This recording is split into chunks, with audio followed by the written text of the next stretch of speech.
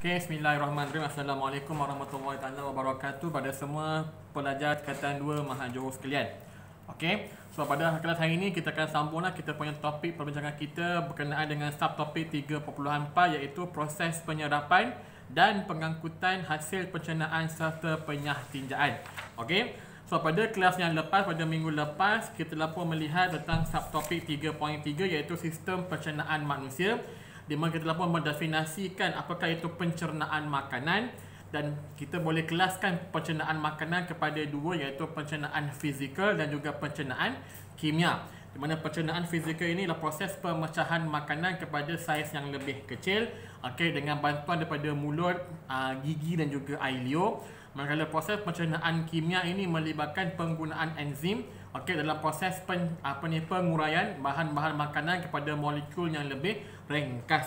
Okey, dan kita pun melihat berkenaan dengan struktur sistem pencernaan manusia daripada mulut sehinggalah kepada dubur, dan kita pun melihat aliran makanan dalam salur pencernaan daripada mulut sampailah ke dubur apa yang berlaku.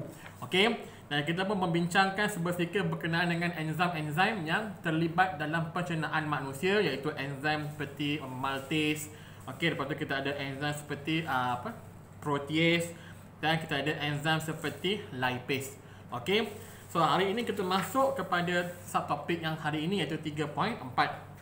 Alright, so selepas makanan tadi kita dah makan, kita dah pun cerna sehinggalah menjadi kepada molekul yang sangat-sangat ringkas. Contohnya kanji dia akan terurai menjadi molekul ringkasnya iaitu glukosa. Okey, lemak akan mula terurai untuk menjadi molekul yang ringkas iaitu asid lemak dan gliserol. Manakala protein pula akan terurai untuk menjadi molekul yang sangat ringkas iaitu asid amino. Okey, so inilah tiga bentuk molekul ringkas yang boleh diserap oleh badan kita. Okey, so selepas berlakunya proses pencernaan tadi, proses penyerapan makanan ini akan berlaku. Okey, penyerapan makanan ini akan berlaku pada peringkat usus kecil. Alright, so setelah proses penguraian makanan telah pun berlaku, maka di usus kecil kita ini akan berlakunya proses penyerapan makanan. Okey, so ada satu struktur di kita punya dinding usus kecil kita ini yang dipanggil sebagai vilus. Okey, V-I-L-U-S. So vilus ini merupakan unjuran-unjuran kecil, okey, yang terdapat pada dinding usus kecil kita, dan jumlah bagi vilus ini adalah sangat banyak, berjuta-juta vilus, okey, pada permukaan dinding usus kecil kita. Okey, so jumlah yang banyak ini akan menambahkan luas permukaan kita punya usus kecil dan meningkatkan lagi kadar penyerapan makanan dengan lebih efisien. Alright, so itulah kenapa jumlahnya banyak, dan pada masa yang sama juga permukaan vilus ini adalah berlipat-lipat. Okey, unjuran seperti jejari ini, okey, dia berlipat-lipat. So ini juga untuk membantu menambahkan luas permukaan dan meningkatkan kadar penyerapan hasil pencernaan tadi. Okey, dan yang kedua, dinding. Okey, dinding vilus ini sangat nipis, setebal satu sel sahaja.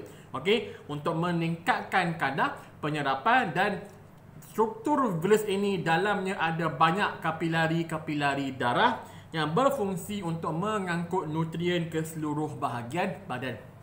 Okey, so ciri-ciri ini membantu dalam mempertingkatkan penyerapan bahan makanan tercerna tadi. Pertama ialah jumlah vilus yang sangat banyak. Yang kedua, permukaannya yang berlipat-lipat untuk menambahkan luas permukaannya. Yang ketiga, dinding vilus yang sangat nipis setebal satu sel. Yang keempat, kehadiran kapilari-kapilari yang banyak dalam vilus untuk membantu meningkatkan penyerapan dan pengangkutan bahan-bahan makanan tercerna tadi. So inilah 4 ciri yang ada pada vilus, okey, yang terletak pada permukaan dinding usus kecil kita untuk membantu penyerapan makanan. Okey, dan jika kita buat satu kerata rentas bagi satu vilus ini, okey, muka surat 66, okey, darjah 3.16 kamu tu iaitu B. Alright, jika kita buat satu kerata rentas satu vilus, okey, kita dapati dindingnya adalah sangat nipis, setebal satu sel. So dia hanya membenarkan penyerapan nutrien yang bersaiz kecil sahaja. Okey, seperti apa? Glukosa, asid amino, asid lemak dan glycerol. Okey, hanya ini sahaja yang akan diserap masuk oleh vilus. Okey, dan juga tambahan seperti apa? Vitamin dan juga garam mineral yang lain lah. Okey, so molekul-molekul besar yang tidak dicerna tidak boleh menembusi dinding vilus.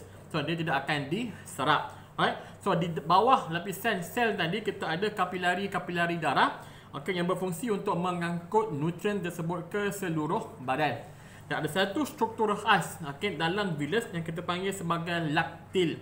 Okey. So laktil ini dia berfungsi untuk menyerap lemak yang dicerna, iaitu asid lemak, glycerol, juga vitamin larut lemak seperti vitamin A, D, E dan K. So ini adalah bahan-bahan yang larut lemak. Okey, bahan ini tidak akan diserap masuk ke dalam kapilari, sebaliknya ia akan diserap masuk ke dalam laktil. Okey, so laktil ini yang akan menyalurkan lemak tersebut dan juga vitamin larut lemak tadi ke sistem limfa, yang kemudiannya akan disalurkan ke sistem peredaran darah. So first kali untuk lemak ni dia special case, dia akan diserap oleh vilus, okey. Kemudian dia akan masuk ke laktil, dan laktil ini dia akan salurkan lemak yang telah pun diserap tadi ke dalam sistem limfa kita. Okey. Dan once sampai dekat sistem limfa itu, dia akan beredar sampailah dekat sini. Okey, dekat kita punya apa? Bahu ni, okey, akan berlakunya pertumpahan bahan-bahan laktil ini daripada sistem limfa masuk ke dalam sistem peredaran darah. Okey, so ini khas bagi lemak sahaja. Tapi untuk glukosa, untuk asid amino dan juga vitamin larut air lain, vitamin C dan juga B, yang akan diserap masuk oleh vilus dan akan terus pergi ke kapilari darah untuk diangkut ke badan macam biasa. Alright, so ini ialah proses penyerapan makanan. Okey, dengan adanya bantuan berjuta-juta vilus pada dinding usus kecil kita, okey, ini akan membantu untuk meningkatkan kadar penyerapan makanan. Okey. Alright. So setelah kita telah diserap bahan makanan tersebut dan diangkut ke seluruh badan, maka akan berlaku satu proses yang dipanggil sebagai proses asimilasi. Okey. So asimilasi ini merujuk kepada proses pengagihan hasil akhir pencernaan bagi kegunaan sel-sel badan kita. So inilah asimilasi. So bagaimana bahan-bahan tadi akan diasimilasikan ke setiap sel-sel kita dan akan digunakan untuk tujuan-tujuan tertentu. Contohnya glukosa akan digunakan sebagai sumber tenaga dalam proses respirasi sel. Okey, untuk menjana tenaga. Dan kita tengok pula apa, asid amino akan digunakan untuk membentuk komponen sel-sel. Okey. So apa saja komponen sel yang telah pun mati ataupun telah pun rosak, asid amino yang akan membina komponen tersebut. Dan kita ada asid lemak dan glycerol tadi akan bergabung, okey, untuk membentuk semula lemak yang berfungsi sebagai penebat haba dan pelindung organ dalaman. Okey, so inilah asimilasi bagi setiap bahan tercerna tadi. Okey, glukosa menjadi sumber tenaga, okey, bahan bakar tenaga. Asid amino akan menjadi untuk membantu dalam membentuk komponen sel-sel yang telah pun mati ataupun untuk membuat sel-sel yang baru. Okay, asid lemak dan glycerol tadi akan bercantum semula membentuk lemak dan akan terenap untuk menjadi sebagai penebat haba dan juga pelindung organ dalaman kita. So inilah asimilasi bagi 3 produk hasil akhir pencernaan tadi. Okey. So apa yang kita boleh lihat kat sini ialah dalam sistem pencernaan ini apa yang berlaku ialah akan berlakunya pemecahan partikel makanan yang besar dan kompleks kepada molekul yang kecil dan ringkas supaya boleh diserap masuk ke dalam vilus. Itu ialah tujuan utama sistem pencernaan manusia. Okey. Yang kedua, daripada situ dia akan diangkut pergi ke sistem peredaran darah. Okey, untuk yang berfungsi untuk mengangkut bahan-bahan tercerna tadi pergi ke setiap sel-sel badan.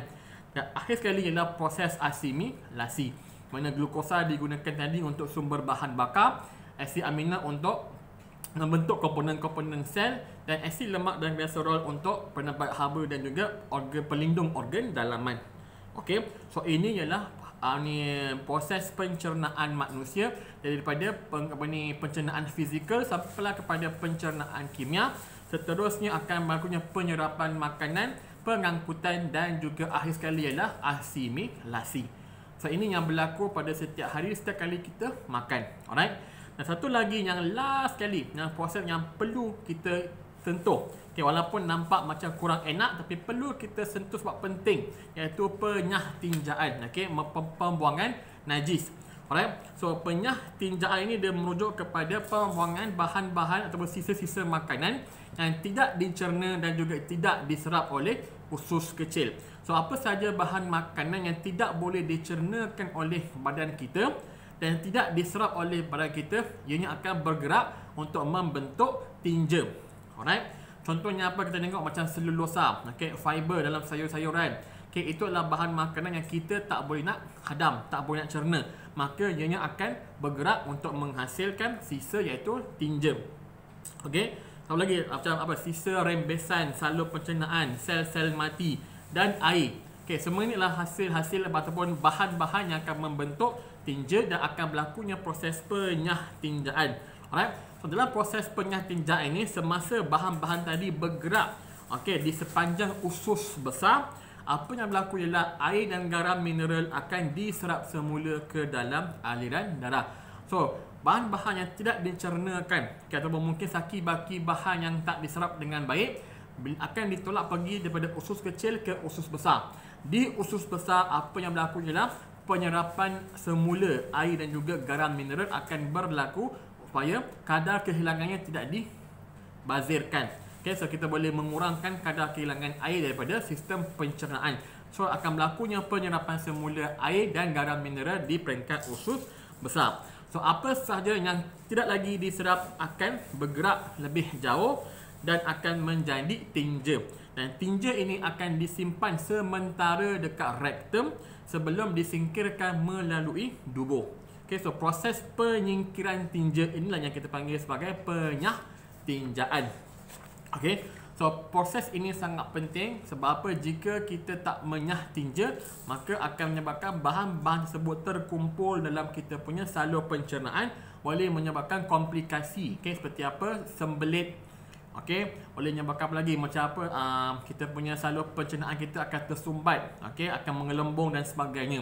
So pentingnya proses penyah tinjaan ini untuk membuang bahan-bahan bertoksik, bahan-bahan yang telah pun yang telah pun mati, ataupun bahan-bahan yang tidak boleh diserap semula.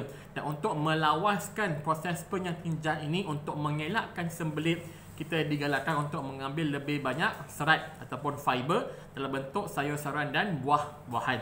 Okay, sebab serat ini adalah bahan yang tidak boleh diserap, tetapi ianya membantu dalam pergerakan tinja daripada usus kecil pergi ke rektum.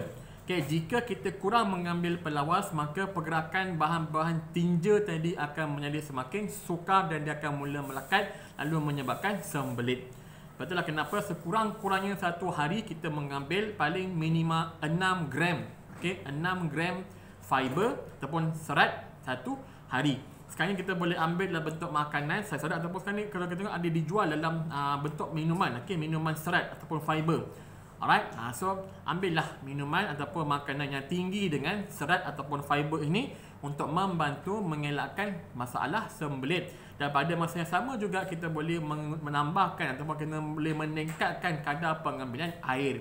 Okay, untuk membantulah melawaskan proses penyah tinjaan. Okay, so ini sahaja berkenaan dengan bab 3 nutrisi. Alright, daripada kita dengar pada peringkat awal tentang kelas makanan, kemudian tentang gizi seimbang. Okey, di mana kita membincangkan tentang kalori, faktor-faktor yang mempengaruhi pengambilan kalori dan sebagainya. Dan kita tengok sistem pencernaan manusia dan akhir sekali tentang proses pengangkutan dan asimilasi. Okey, so ini sahaja untuk bab nutrisi bagi tingkatan 2. So insya-Allah pada kelas akan datang iaitu hari Khamis nanti kita akan tengok bahagian bab 4 yang baru iaitu kesihatan manusia. Oleh sekali terima kasih. Assalamualaikum warahmatullahi wabarakatuh.